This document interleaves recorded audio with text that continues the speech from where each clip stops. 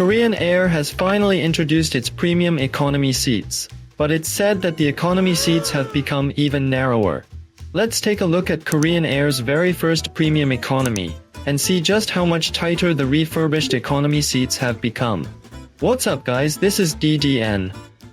Korean Air's Boeing 777-300ER is the airline's main long-haul aircraft, covering most of its popular international routes.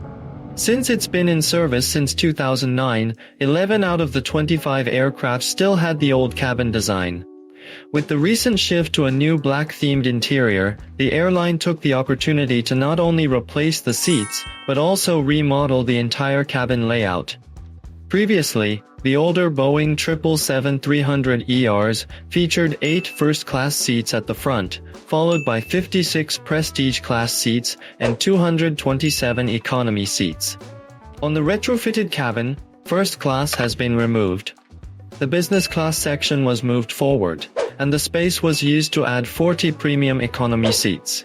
Additionally, 21 more seats were added to the economy section at the rear. Fortunately, the economy class seat pitch has remained the same as before at 32 to 34 inches.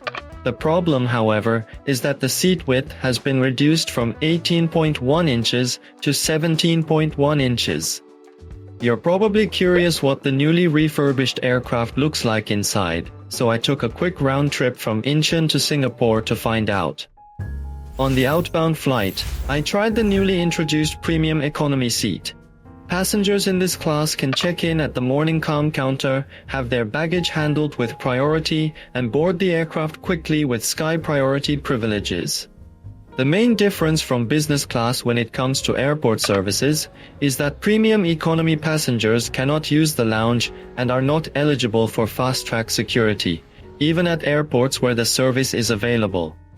Mileage accrual is the same as in regular economy at 100%, which really places this seat somewhere between economy and business class. The aircraft I flew on, a Boeing 777-300ER registered HL8216, had also just received a fresh new livery along with its cabin refurbishment. Premium economy passengers board through the same boarding bridge used for economy class, and here it is, Korean Air's very first premium economy seat. Unlike the previous Korean Air economy class seats with red and blue striped fabric, the premium economy seats use the same black color as the business class. What stands out the most, though, is the privacy wing built into the headrest. It also serves to prevent eye contact with the neighboring passenger and supports your head if it tilts while sleeping, so it's definitely better to have it than not. One side of the privacy wing also has a reading light. The most important part is the seat space. The pitch is 99 to 104 centimeters, which is more than 15 centimeters wider than a regular economy seat. It's not as spacious as a business class seat, but even taller passengers can sit without their knees touching the seat in front. It's comparable to other airlines' premium economy. The seat reclines up to 130 degrees, which is about 12 degrees more than the economy seat. Of the 2 adjustment buttons, the front one raises the leg rest, and the rear one reclines the seat. It doesn't fully lie flat like a business class seat, but it's definitely much better than standard economy. In front, there's a 15.6-inch 4K monitor that's slightly larger than the one from the previous business class's monitor. The display quality is noticeably clearer as well. Next to the monitor is a coat hook, and below it is a compartment for the safety card and other items. Interestingly, slippers that used to be provided only in business class are also available here. There's also a small storage space between the seats, just enough to fit a water bottle.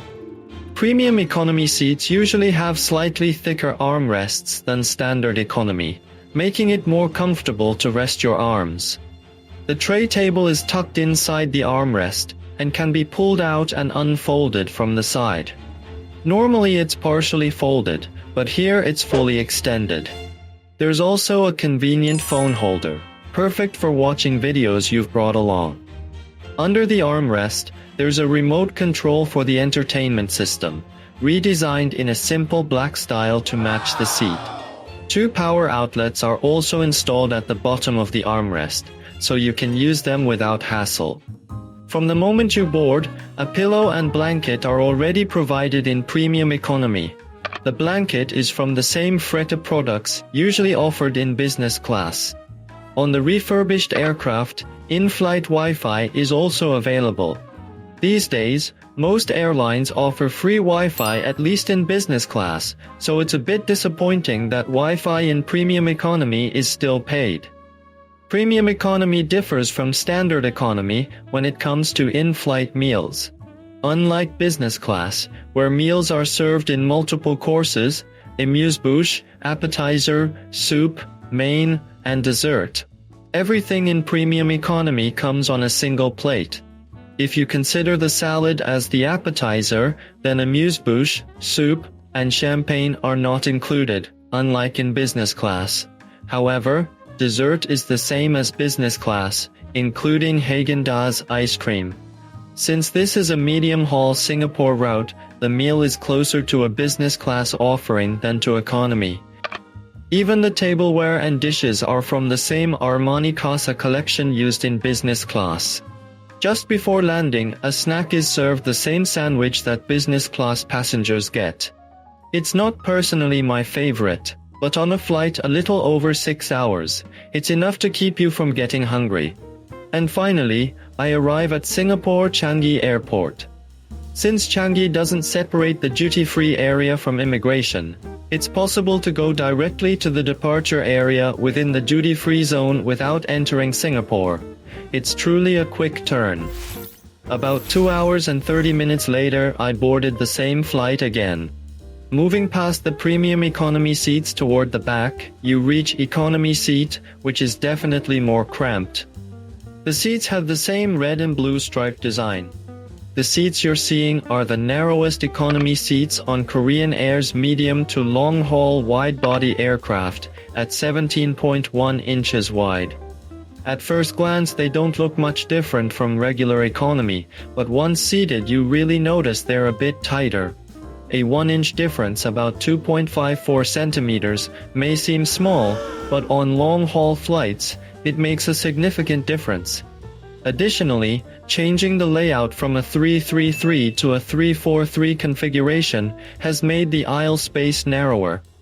Passengers seated by the aisle may find it easier for their arms to be bumped, or feel uncomfortable when other passengers pass by, or when in-flight meal service is underway. Moreover, while the number of seats has increased, the overhead bin capacity remains the same, so storing luggage is likely to be more competitive than before. Regarding this 343 seat change, Korean Air explained that they have long operated economy seats at 17 inches wide. That's not entirely inaccurate. Korean Air has been using 17.2-inch seats on the B747 and B787. The reason this hasn't been an issue until now is that structurally, those aircraft could only accommodate that seat width, and operating them this way is common practice worldwide. On the other hand, seat configurations on the Boeing 777-300ER vary by airline. Some, particularly Middle Eastern carriers, operate a 343 layout, while many Asian airlines known for good service stick with a 333 configuration. In other words, Boeing 777-300ER seat arrangements are at the airline's discretion and can be chosen based on their priorities. Korean Air, which has traditionally prioritized passenger comfort, has now shifted some routes for profitability, which leaves a bit of disappointment for travelers. It will be interesting to see how the remaining older Boeing 777 aircraft are retrofitted in the future. This was DDN. Thank you.